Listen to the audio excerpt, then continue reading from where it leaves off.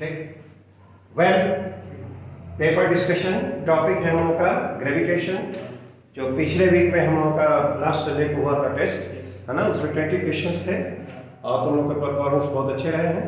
नहीं, ये बताओ तो पहले प्रॉब्लम में क्या है। ये दो आइडेंटिकल सॉलिड स्फीयर्स हैं, इनके मासेस m है ना, रेडियस प्रत्येक क्या है r है, they are placed in contact. अभी इसमें जो फोर्स उनके बीच जो ग्रेविटेशनल फोर्स लग रहा है वह F0 है, राइट।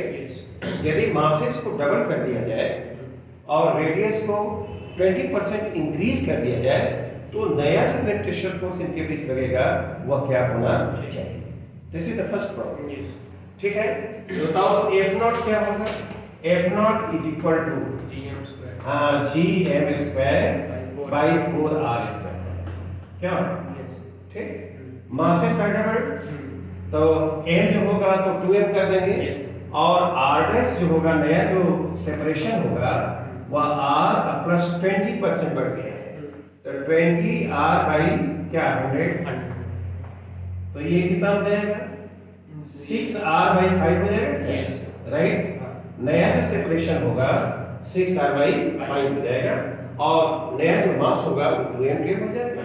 तो अब जो एक होगा दोनों के बीच वह क्या होना चाहिए g और 2m और क्या 2m, right, by r 6r by 5 का होल स्क्वायर। ये सेपरेशन हुआ है नहीं, r डैश हुआ और ये 4 तो रहेगा ही, ये 4 ये r डैश हो गया, 4 रहेगा नहीं, ये r डैश है तो ये सेपरेशन होगा 2r डैश होगा, उसका स्क्वायर करेंगे तो यहाँ 4 होगा और ये इतना हो जाएगा। क्लियर।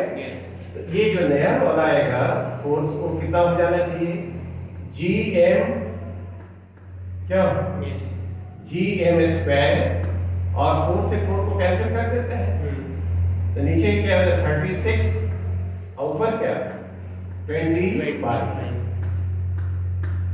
देखो तो ये होना चाहिए ना। तो ये हम लोग लिखेंगे नया फोर्स जो आएगा। एक काम किया जाए यहाँ पर ये कितने का हो जाएगा 25 बाई 36 और gm square by r square भी होना चाहिए r स्क्वायर, ठीक है ना। तब इसको एक काम करें ये 25 बाई यहाँ पर 9 कर देते हैं नहीं, और gm square by 4r square हो जाएगा क्या। तो gm square by 4r square क्या ये F0 है। तो ये 25 बाई 9 F0 होना चाहिए। This is the new force. क्या कोई ऑप्शन है? ऑप्शन कौन सा है? D. Option D is correct. Option D जो होगा वो क्या है करेक्ट है। जो नया फोर्स जो होगा वो 25 बाई 9 F0 होना चाहिए। Is it clear?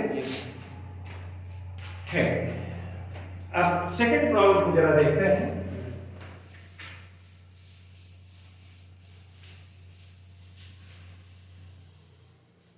देखो तो इसमें क्या दिया है। ये हमारे पास एक यूनिफॉर्म रॉड है जिसका मास m है और लेंथ 2r है। ये सॉलिड स्फीयर है जिसका मास m है, रेडियस r है और यहाँ से r डिस्टेंस पर इस रॉड को रखा गया है। तो इस स्फीयर के कारण इस रॉड पर ग्रेविटेशनल फोर्स क्या होगा ये हमको जानना है, ठीक है। तो एक काम करते हैं कि एक काम करो यहाँ से ऐसे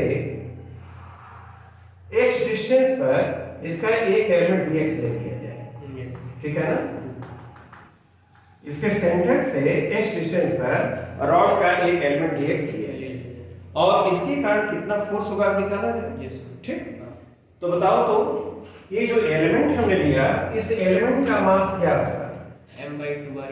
हाँ गुड। यहाँ तो पहले g लिख लें नहीं और m बाई क्या 2r I into dx। क्या एलिमेंट का मास हो गया नहीं। और ये जो ई फील्ड होगा उसके कारण उतने डिस्टेंस पर तो gm बाई क्या x स्क्वायर है कि नहीं। स्फीयर के कारण सेंटर से x डिस्टेंस को जो फील्ड होगा that should be equal to gm by x square, ठीक। और एलिमेंट का मास जो है कितने बना m/2r dx हुआ। तो जो फोर्स df लगेगा वो लिखेंगे g और एलिमेंट का मास, ठीक है ना, और यहाँ पर जो फील्ड है gm बाई क्या है x²। ठीक, फील्ड का मतलब हुआ कि यूनिट मास पर जो फोर्स लगेगा that is called gravitational field. तो ग्रेविटेशनल फील्ड जो होगा वहां पर स्फीयर के कारण gm/x² होगा। This point is at a distance x from the centre of the sphere. तो वहां पर जो फील्ड होगा वो कितना होगा gm/x²। तो जो फोर्स उस पर लगेगा एलिमेंट पर, तो g और मास ऑफ द एलिमेंट और इनटू ये क्या है फील्ड, क्या इतना होना चाहिए। तो इसको हम यहां पर लिखें तो क्या लिखिए gm²/2r, क्या, और यहां पर क्या आएगा dx/x²। Is it all right. तो पूरी रॉड पर यदि हमको फोर्स निकालना है तो हमको क्या करना चाहिए, इंटीग्रेट करना चाहिए। तो जो फोर्स टोटल लगेगा तो gm²/2r, क्या, और इंटीग्रेशन बोलो dx/x²। ठीक, ये x कहां से कहां तक वैरी करेगा। देखो ये जो एलिमेंट है क्या यहाँ जा सकता है ना, और यहाँ से यहाँ जा सकता है। तो जब यहाँ पर होगा तो x का मिनिमम वैल्यू होगा क्या, यह 2r होना चाहिए, और ये एलिमेंट जब यहाँ पर होगा तो x का मैक्सिमम वैल्यू 4r होना चाहिए। x is measured from the centre of the sphere. तो x का वेरिएशन कहां से कहां तक 2r से लेकर 4r होना चाहिए। Is it all right. ठीक, तो इस इंटीग्रेशन को परफॉर्म करो gm²/2r, क्यों, और ये होना चाहिए -1/x होगा ना। ठीक, कहां से कहां तक, तो 2r यहाँ लिखा और ये क्या होगा, राइट।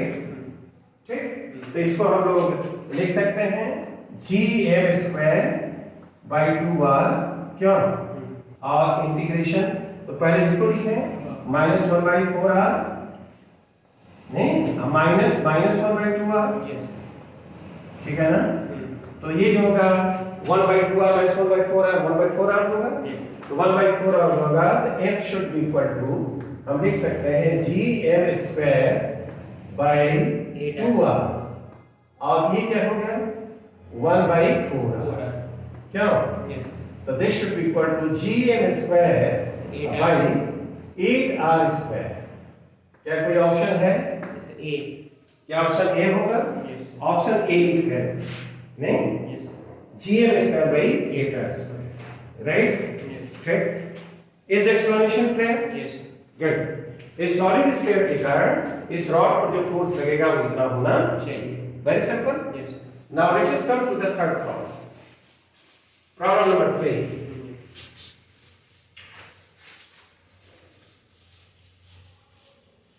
इसमें क्या है, ट्री में दो स्फीयर्स हैं, they are in contact. These spheres are identical, नहीं? प्रत्येक का रेडियस क्या है, r है, और मास क्या है, m है, राइट। क्या कहता है इसमें, two spheres are present with masses remaining the same, their densities are increased to 8 times. इनके बीच जो फोर्स लग रहा है वो F0 है। अभी फोर्स जो लग रहा है वो क्या है, ग्रेविटेशनल फोर्स F0 है। masses remaining the same, density is increased to 8 times. तो मास तो सेम रहेगा, यदि डेंसिटी को इंक्रीज कर देंगे तो इसका मतलब रेडियस में चेंज होगा। तो नया रेडियस क्या होगा ये जानना होगा। तो पहले देखते हैं कि F0 क्या होगा। F0 बताओ तो क्या होना चाहिए, क्या gm²/2r, हाँ तो 4r² हो जाएगा, नहीं। अभी इनके बीच जो ग्रेविटेशनल फोर्स लगेगा तो gm², और दोनों के सेंटर के बीच का सेपरेशन 2r, तो उसका स्क्वायर पर 4r² होगा। अब मासेस रिमेनिंग द सेम, तो नया जो यहाँ पर मास वही रहेगा। तो मास बताओ तो 4/3πr³ into रो हुआ क्या, नहीं, स्क्वायर का मास सही होगा। ठीक, अब हम क्या करते हैं कि 4/3 लिखो, πr³ और 8 टाइम्स डेंसिटी को जब हम बढ़ा देंगे तो रेडियस को चेंज करना चाहिए। अब देखेंगे रेडियस घट जाएगा, तो डेंसिटी को हमने 8 टाइम्स कर दिया, और स्फीयर का जो नया रेडियस है वो that should be equal to r'। ये रिलेशन लिखेंगे मास तो सेम है। तो बताओ तो ये आर क्यू इक्वल टू कितना है? हाँ 8 टाइम्स आर डैश क्यू। तो बताओ ये जो नया रेडियस आर डैश होगा क्या यह आर बाई 2 होगा? Yes right. यस नया रेडियस होना चाहिए आर बाई 2 होना चाहिए। तो सेपरेशन तो घट जाएगा। तो घट जाएगा तो देखते हैं नया फोर्स क्या होना चाहिए? F should be equal to G M square तो रहेगा। यस ठीक है ना। और 4 टाइम्स और आर डैश का स्क्वायर करो तो आर स्क्वायर बाई ये 4 हो जाएगा क्या? यस आर डैश का स्क्वायर करोगे तो इसका स्क्वायर करेंगे सही होगा ना? यस तो इसको हम लिख सकते हैं 4 times G M square by 4 R square. नहीं तो G M square by 4 R square क्या ये एफ नॉट है? यस तो ये हो जाएगा 4 टाइम्स एफ नॉट। क्या ठीक है ना? Yes. नया जो दो फोर्स होगा इनके बीच वो 4 टाइम्स एफ नॉट होना चाहिए। कौन सा ऑप्शन है? बी। क्या B is correct? Yes option B is correct. Option B is correct. ठीक। Now let us consider the problem number 4। Is it alright? Problem number 4 को देखते हैं। 4 में क्या है? डायमेंशन से रिलेटेड क्वेश्चन। Yes. अच्छा अच्छा क्या है? The universal gravitational constant g, moment of inertia I along क्या है? longitudinal stress S are taken as fundamental quantities, then dimensional formula for energy should be equal to। तो किसको किसको? g को नहीं, फिर किसको? I को, एस फिर किसको? S. S स्ट्रेस को। ये फंडामेंटल क्वांटिटी माना जाए। यस ठीक है ना? तो हम लोग क्या करेंगे? एनर्जी का चाहिए। तो एनर्जी E यहाँ पर हम K तो डायमेंशनलेस कर देंगे उसको। यस G पर पावर A लिख लें, I पर पावर क्या है? B लिख लें, IS पर पावर क्या है? C। और A E क्या है? एनर्जी है ना? यस एनर्जी है। ठीक है। ठीक। तो एनर्जी के लिए डायमेंशनल फार्मूला क्या होता है? जो वर्क का होता है ml2t minus हाँ t पर पावर माइनस 2। नहीं Yes. Acceleration due to gravity का बताओ क्या होगा? एक्सेलरेशन ड्यू टू ग्रेविटी का I का बताओ। I का ml2 m l square हाँ m स्क्वायर होगा। ठीक है। और स्ट्रेस का क्या होगा? ml minus 1 t के power m l minus 1 t पर power minus 2। Force by area होगा g का है m minus 1 m minus 1 l3 है l3 l3 t के पावर minus 2। माइनस 2। ये हो गया। यस अब इसको यहाँ पर रख दो। तो इसलिए यहाँ पर रखोगे तो इसका रख देते हैं m l स्क्वायर। ठीक है ना? और t पर पावर माइनस 2 ये k लिखते हैं है ना? जो डायमेंशनलेस है। तो ये बताओ तो इसका लिखेंगे तो m माइनस 1 l3 t पर पावर माइनस 2 इस पर पावर a और फिर I का लिखो ml स्क्वायर इस पर पावर क्या है? b और फिर ml minus 1 t to the power minus 2 है ना? और ये c। ठीक है ना? क्या इसके पावर्स को कलेक्ट करोगे? और कलेक्ट करने के बाद फिर इक्वेट करोगे। तो कलेक्ट करने के बाद जो इक्वेशन बनता है उसको क्या आना चाहिए? इसका कलेक्ट करो तो कलेक्ट करो k नहीं यहाँ पर m पर पावर कितना आ रहा है? माइनस a होगा ये माइनस a ये बोलो प्लस b होगा plus c plus c equal to 1। वो तो बाद में हम लोग बंद करेंगे। ये अब फिर बताओ तो a पर पावर कितना आ रहा है? 3a 3a good 2b plus 2b plus 2b right minus c minus c होना चाहिए। यस ठीक।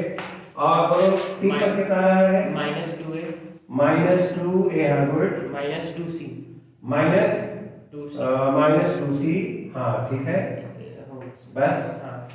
अब फ्रॉम द होमोजेनिटी प्रिंसिपल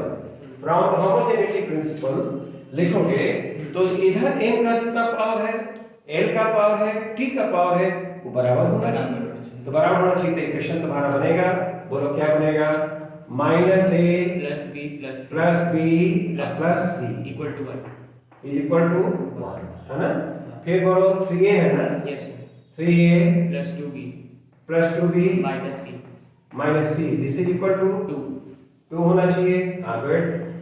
और फिर बोलो minus 2a minus 2a minus 2c. Minus 2c, Yes, sir. This should equal to Minus 2. Minus 2। इसको solve करने के बाद जो आएगा उसको सीधे सीधे हम लोग लिखें। Yes, sir. कर लोगे तुम लोग? हाँ। बोलो तो ये क्या है? 3 by 8. 3/8 है, ठीक। b क्या है? 3 by 4. 3/4। c क्या है? 5 by 8. 5/8। Yes. ये आ जाएगा और इसमें तो जो आएगा रहेगा आंसर। बोलो तो आंसर कौन सा करेक्ट है? B. Answer B is correct, right. Answer B is Correct. This is how I think this is clear. Yes. Now question number 5 को देखते हैं। 5 में रिंग है क्या? Yes, sir. अच्छा,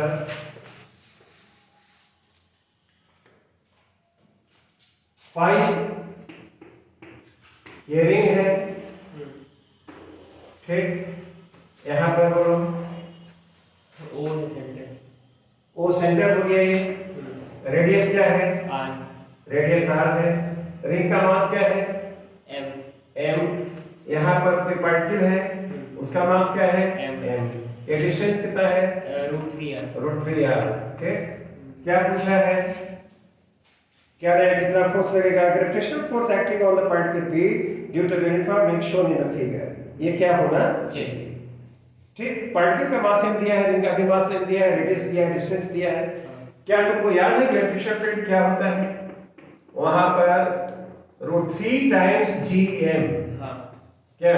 Yes, sir. x स्क्वायर ये x r square plus x square raise to the power 3/2। Ring के कारण सेंटर से x डिस्टेंस पर, ठीक है ना, Yes. जो फील्ड का एक्सप्रेशन था क्या यही है? Yes. यहां से ये डिस्टेंस x रहता तो ये हम लोगों का मिलता नहीं, ये आना चाहिए। Yes. √3 times gmx r square plus x square √3/2। I think this is Clear. Clear. और do you remember? Yes. Yes. अब यहाँ x की जगह क्या है? Here x is equal to या √3r Yes, sir. नहीं, x की जगह √3r है। अच्छा, ये हमको लग रहा है कि ये √3 इसमें नहीं होता है। gmx by r square plus x square to the power Yes. 3/2 होना चाहिए, हाँ. नहीं? आप देखो तो x का वैल्यू हम रखते हैं, x का वैल्यू रखो तो e कितने बराबर हो जाएगा? M.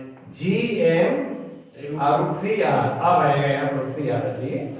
और बोलो तो r square Plus 3R square. हाँ 3r square Power 3/2 whole. Power 3/2 नहीं, तो ये √3 टाइम्स gmr और नीचे कितना हो जाएगा? 8R square. 8r square.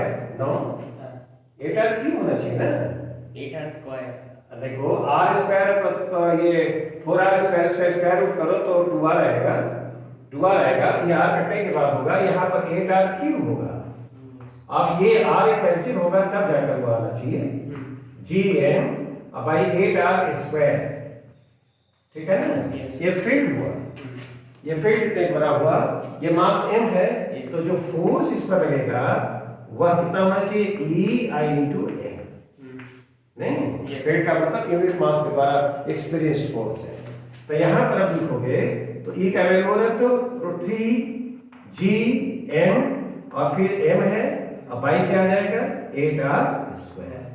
तो जो आंसर आना चाहिए वो √3 gm square by 8r square है ना। इस रिंग के कारण उस पार्टिकल को जिसका मास m है जो फोर्स लगेगा √3 gm square by 8r square होना चाहिए। Yes. क्या कोई ऑप्शन है? C. Option C is correct. C जो होगा वो क्या होना चाहिए? करेक्ट होना चाहिए। ये वाला रिलेशन हम लोग को याद रखना चाहिए, gmx बाई इतना इतना नहीं। Now let us consider the problem number 6. 6 में क्या दिया है बोलो? इसमें स्फेरिकल शेल दिया है। क्वेश्चन नंबर 6 दिया है a non-uniform solid sphere of radius r has been shown in the figure. नहीं, non-uniform ये 6 क्वेश्चन में दिया है।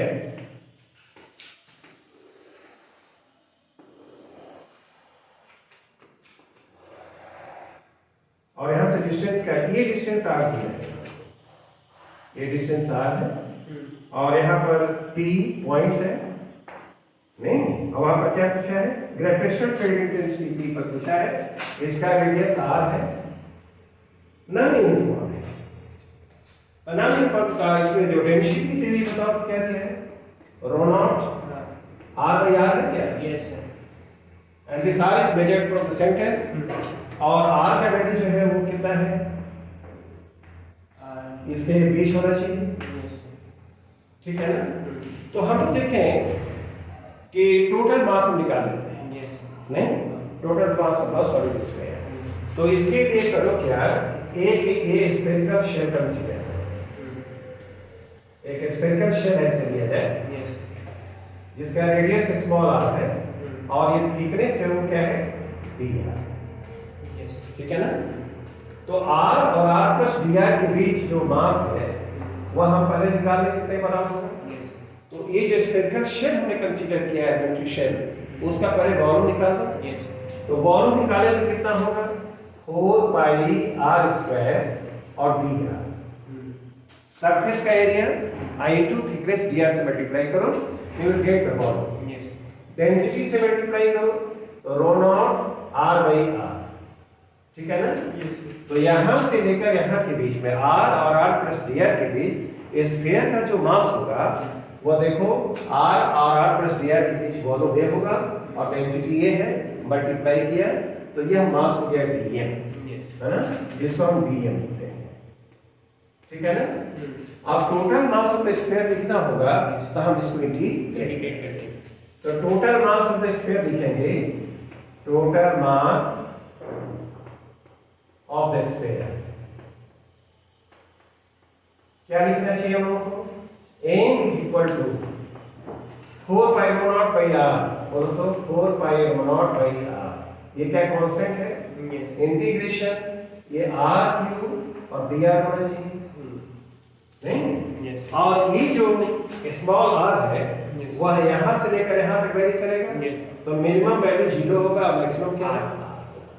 तो इसका इंटीग्रेशन जो होगा 0 से r होना चाहिए। इसको लिखा जाए तो 4 पाई रो नॉट बाई कैपिटल R और इंटीग्रेशन जो आएगा वह कितना? r4 बाई 4 होगा, ठीक?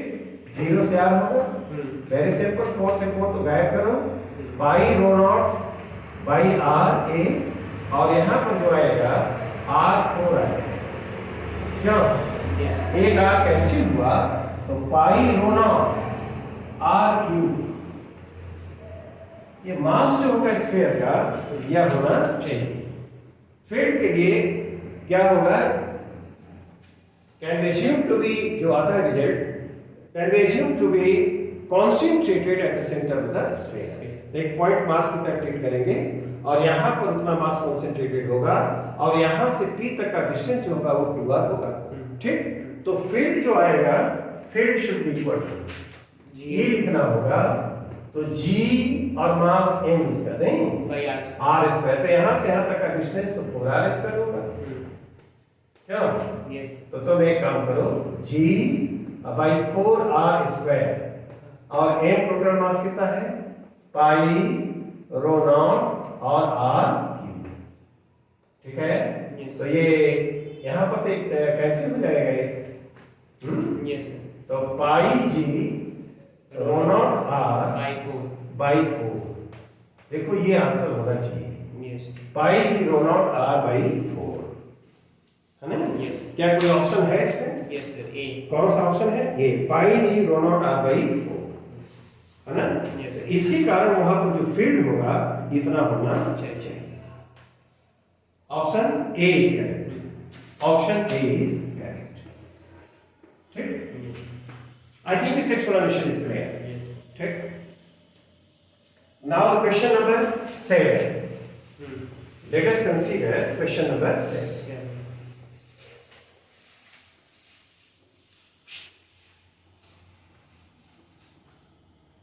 सेवन में क्या है? एक सॉलिड स्फीयर है, राइट, जिसका रेडियस r है। सॉलिड स्फीयर और रेडियस इसका क्या है? r। और यहां से कितने डिस्टेंस पर? ये r है डिस्टेंस, ये पॉइंट है, रेडियस r है, नहीं वो सेंटर, हाँ, और इसका सेंटर। मास इसका m है, पूरे का मास क्या है? इसमें से यहां तो कह रहा है कि ये कैविटी बना दी है, ये मास यहां से रिमूव कर दिया, और इसका जो रेडियस होगा वो कितने बराबर होगा? r/2। ये मास इतना रिमूव कर दिया जाता है, तो रिमेनिंग जो मास स्फीयर का, उसके कारण यहाँ पर पॉइंट P पर फील्ड कितने के बराबर होगा? ठीक है ना? क्या? Yes. This mass shaded portion has been removed. ठीक? तो जो रिमेनिंग मास है स्फीयर का, उसके कारण यहाँ पर फील्ड क्या होगा? तो हम क्या करेंगे कि पूरे के कारण, मान लो कि ये नहीं रिमूव किया गया है, तो उसके कारण कितना फील्ड होगा निकाल लेते हैं। तो फील्ड कितना होगा ये बताओ?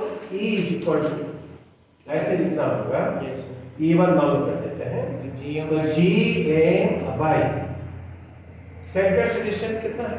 2r, 4r स्क्वायर होना चाहिए। क्या टोटल मास के कारण P पर जो फील्ड होगा इतनी बराबर होगा। ठीक, अब ये जो पोर्शन है, इस पोर्शन के कारण जो मास के कारण फील्ड होता, उस फील्ड को यदि इसमें से सब्ट्रैक्ट कर दें तो रिमेनिंग मास के कारण हो जाएगा। तो यही एक स्फीयर ही होगा ना, स्फेरिकल कैविटी है, तो पहले ये शेडेड पोर्शन का मास क्या होगा वो निकाल लेते हैं। तो शेडेड पोर्शन का मास कैसे निकलेगा? ये देखो, ये टोटल मास जो होगा 4/3 पाई r क्यूब रो होगा, और जो शेडेड पोर्शन का मास है 4/3 क्यों पाई और r/2 का क्यूब, नहीं, इसका रेडियस r/2 है, I इंटू रो, तो इसको लिखेंगे तो 4/3 पाई r क्यूब रो, और यहाँ पर 1/8 आएगा। मैं टोटल मास का जो होगा यह 1/8 होना चाहिए। जो मास रिमूव किया गया है शेडेड पोर्शन में, जो देख रहे हैं स्फेरिकल कैविटी जो बनाई गई, तो उसका इसमें जो मास था उसका मास होना चाहिए टोटल मास का 1/8 m/8। तो इसको एक स्फेरिकल बॉडी की तरह ट्रीट करें, तो इसके सेंटर से इसकी दूरी कितनी हो जाएगी? देखो r और r/2, ठीक है ना? तो शेडेड पोर्शन जो रिमूव्ड मास है उसके कारण जो फील्ड होगा वह G, ठीक, और m की क्या होगा? m/8, ठीक, और डिस्टेंस कितना होगा? ये देखो 2r और r/2 कितने बराबर है? 5r/2। इसका स्क्वायर कर दो। शेडेड पोर्शन जो है उसके सेंटर से पॉइंट P का डिस्टेंस होगा r और r/2, तो 2r/r/2 तो 5r/2, तो 5r/2 इसका स्क्वायर करो, और G और ये इस पोर्शन का जो मास होगा m/8 होगा, है ना? तो E2 निकालना होगा, तो हम कैसे क्या करें बोलो तो? ये तो 4 ऊपर चला जाएगा, तो Gm नहीं, और बाई 8r स्क्वायर, 8 तो रहेगा ही, ये 4 से कैंसिल कर देंगे तो ये 4 तो 2 हो जाएगा, ये 2 ये रहेगा, और 25 r स्क्वायर हो जाएगा, ये ऐसे हो जाएगा, ठीक है ना? तो इसको यदि हम लिखें तो Gm बाई 50 r स्क्वायर होना चाहिए, ठीक है ना? ये जो पोर्शन है उसके कारण जो फील्ड होगा इतने बराबर होगा, ठीक है ना?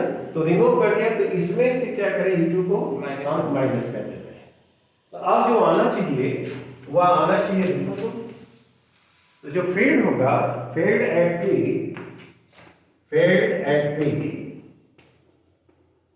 P due to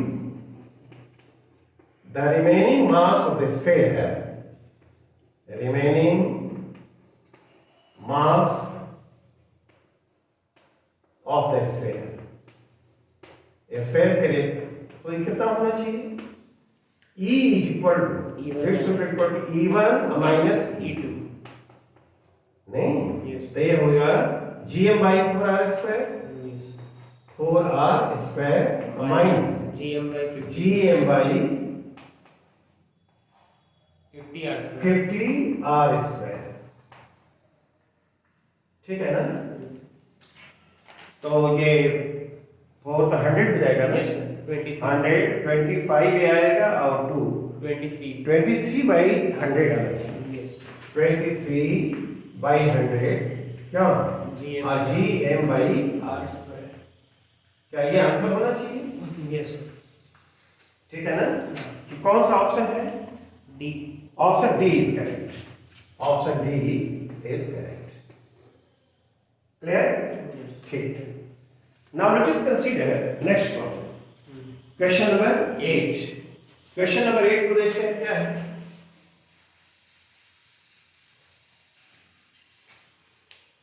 question number 8, क्या दो आइडेंटिकल पार्टिकल्स yes 8 में दिया है, टू आइडेंटिकल पार्टिकल्स, ठीक है ना? दोनों का मास क्या इक्वल है क्या? yes इसका मास सेम है, इसका भी मास सेम है, कैपिटल है कि स्मॉल है? कैपिटल है, ठीक। इसको ए कहो और इसको क्या कहो? B ठीक। Initially these particles are far away from each other, एक दूसरे से बहुत दूर है, and they are released. yes So under the influence of their mutual gravitational force, they will be coming towards each other, moving towards each other. नहीं, तो कहता है कि जब उनके बीच का सेपरेशन d है, तो वेलोसिटी ऑफ अप्रोच क्या होना चाहिए? ठीक। तो देखो सेपरेशन जब d है तो मान लो इसकी वेलोसिटी ऐसे v1 है और इसकी वेलोसिटी क्या है? v2 है। तो वेलोसिटी ऑफ अप्रोच जो होगा v1 प्लस v2, माने एक के रिलेटिव दूसरे की वेलोसिटी, yes ठीक। ये क्या होनी चाहिए? तो v1 प्लस v2 निकालना है। yes तो शुरू में क्या है कि दे आर फार अवे, तो there will be no gravitational interaction, तो पोटेंशियल एनर्जी जो होगी पार्ट सिस्टम की वो जीरो होगी। They are released, they will have no velocity, तो वो इनिशियली जब वेलोसिटी जीरो है तो काइनेटिक एनर्जी भी क्या होगी? जीरो होगी। yes एक तो एनर्जी कंजर्वेशन लगा सकते हैं, और शुरू में उनके पास वेलोसिटी नहीं तो मोमेंटम भी नहीं होगा। तो मोमेंटम नहीं होगा, ये देखो तो पहले और दूसरे का मोमेंटम जीरो। जब अभी जो अप्रोच कर रहे हैं v1 है v2 है, तो इसका मोमेंटम कितना होगा? m v1, yes आप माइनस इसका लिखेंगे m v2। जब रियल डायरेक्शन पॉजिटिव है तो ये क्या होगा? नेगेटिव होगा, yes ठीक। तो ये किसी क्या आएगा? v1 v2 जो होगा वह इक्वल होगा, v1 v2 का जो मैग्नीट्यूड होगा वो क्या होगा? इक्वल होगा। yes पहली बात होगी। Now let us apply conservation principle of energy. yes शुरू में उनकी पोटेंशियल एनर्जी क्या होगी? जीरो, जीरो और काइनेटिक एनर्जी भी क्या होगी? जीरो, ठीक। They are far away from each other, तो ग्रेविटेशनल इंटरेक्शन नहीं होगा, यानी फोर्स नहीं लगेगा, तो क्या होगा? पोटेंशियल एनर्जी जीरो होगी, ठीक। और दे आर जस्ट रिलीज्ड, तो उनके पास वेलोसिटी भी नहीं है, तो क्या होगा? काइनेटिक एनर्जी भी जीरो होगी। जब अभी यहाँ पर आए हैं तो पोटेंशियल एनर्जी कितनी होगी? Minus gm square by d, ठीक। काइनेटिक एनर्जी पहले वाले की हाफ mv1 square m क्या? v1 स्क्वायर, yes दूसरे का half m v2 square v2 square, कैसा होगा? yes अब इससे सॉल्व कर, तो दो इक्वेशंस हैं, तो इनको सॉल्व करके v1 v2 निकाल लेते हैं। yes तो इसको रखो तो gm स्क्वायर बाई d, ठीक है ना, इज इक्वल टू क्या हो जाएगा?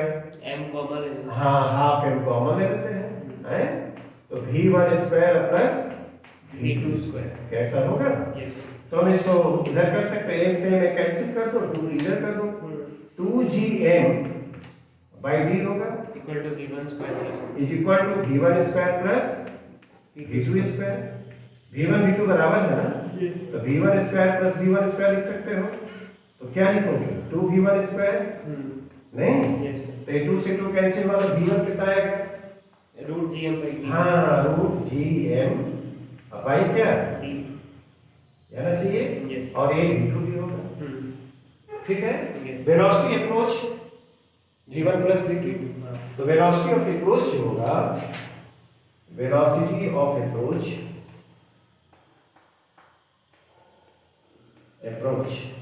नहीं, यस ये होगा V1 प्लस V2, तो ये क्या 2 टाइम्स V1 हो जाएगा। यस V1 V2 इक्वल है, तो 2 टाइम्स, और ये क्या लिखेंगे root GM by GM by, क्या ये होना चाहिए? यस नहीं, this should be the answer. Yes I think this is clear. Yes option कौन सा है?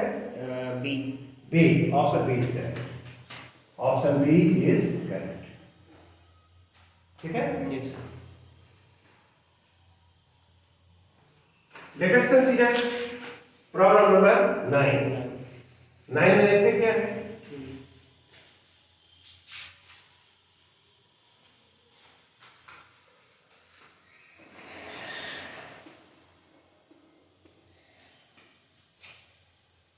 देखो तो ये एक टनल बनाया हुआ है ना, यस r/2 डिस्टेंस पर, और ये मास m is inside the tunnel at a distance x from C, assuming the wall of the tunnel to be smooth, the force exerted on the mass by the wall of the tunnel must be equal to।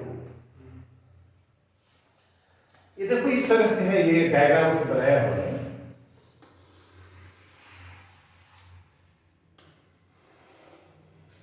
ये tunnel यहाँ पर है, ऐसा smooth tunnel है,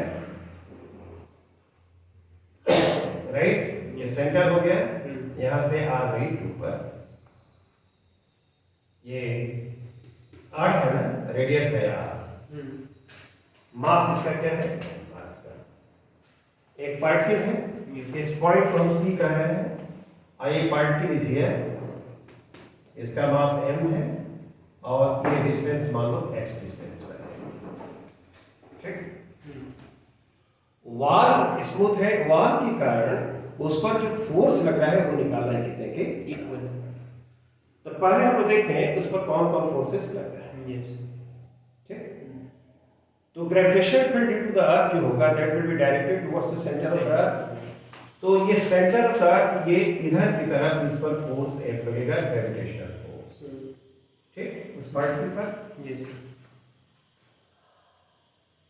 smooth surface से friction का force लगेगा ही नहीं, और ये जो वाल के कारण नॉर्मल रिएक्शन का फोर्स जो होगा वो n ऐसे लगेगा, ठीक।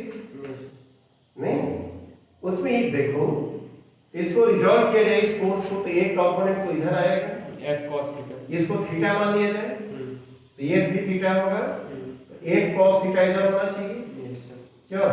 और एक कंपोनेंट इधर आएगा, नहीं, तो यह क्या होगा F sin theta, sine theta होगा। तो ये जो इस पर F cos थीटा इधर जो आएगा, और वाल के कारण जो फोर्स वो n लग रहा है, n क्या n और F cos थीटा इक्वल होने चाहिए, यस नहीं, वो रिएक्शन फोर्स जो होगा F cos थीटा के बराबर होना चाहिए। तो n इज इक्वल टू क्या F cos थीटा हुआ, यस राइट। अच्छा ये बताओ, यहां से यहां तक का जो डिस्टेंस है स्मॉल r मान लेते हैं, ये क्या है स्मॉल r मान लेते हैं, आइए x है यस और ये तो r/2, ठीक। तो पहले यहां पर देखें तो from the geometry of the figure, ये जो x होगा वो कितने के बराबर होना चाहिए। पहली बात देखें f कितना होना चाहिए, f देखो तो यहां पर जो फील्ड होगा इसके कारण वो Gm/r³ याद होगा, r³ और सेंटर से दूरी, नहीं, सेंटर से r डिस्टेंस पर जो फील्ड होता है, फील्ड, तो फील्ड ये ऐसे ही लिखें तो Gm/r³ into small r, centre से r डिस्टेंस पर जो फील्ड होगा अर्थ के कारण, है ना, इनसाइड द अर्थ हम लोग ले रहे हैं, तो Gm/r³ into small r, r is the distance from the centre of the अर्थ, ठीक। f हो गया, तो f कितने के बराबर होगा, f जो होगा Gmm/r³ इनटू स्मॉल आर होगा। पार्टिकल का मास सेम है, यूनिट मास पर इतना फोर्स सेट करेगा तो स्मॉल m पर कितना हो जाएगा, इतना हो जाएगा। इतना फोर्स सेट करेगा and that force B directed towards the centre of the right. ठीक, तो F तो निकल गया। अब हम देखते हैं cos थीटा क्या होगा जी, ठीक है ना।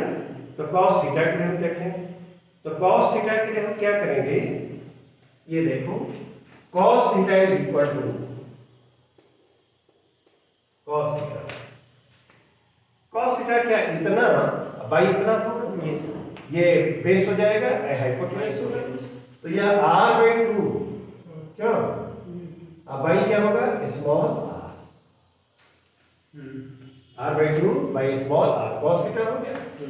इसलिए अब m जो लिखना होगा तो f cos थीटा, f की जगह ये लिख देंगे gmm बाई r/3, नहीं, ठीक है ना, r स्मॉल r, ठीक, f हो गया। और cos थीटा की जगह लिखा r/2 और स्मॉल r, ठीक। ये r और ar तो कैंसिल हो गया, ये r ये भी कैंसिल हो जाएगा, तो ये कितना आएगा gmm बाय 2r स्क्वायर। हाँ, ये 2r स्क्वायर। क्या ये जो फोर्स लगा वाल के कारण, रिएक्शन का फोर्स है ना, जो इसके बराबर होगा, तो that should equal to gmm by 2r square.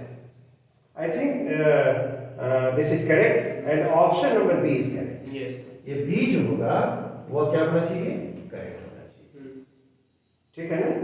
ये पूछ रहा है वॉल के कारण force exerted on the mass by the wall of the wall के कारण जो फोर्स लगेगा, ये नॉर्मल रिएक्शन का फोर्स क्या इतने बराबर होना चाहिए, तो option B is correct, right. ठीक इसी कॉन्सेप्ट पर हमारा प्रॉब्लम है नंबर 10 को देखते हैं क्या है, इस एक्सप्लेनेशन पे। यस,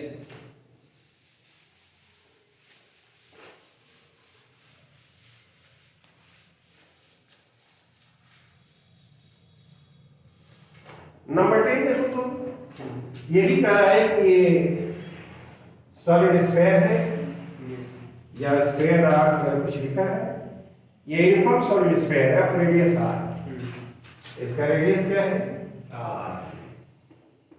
नहीं, एंड मास इज m, मास इसका है।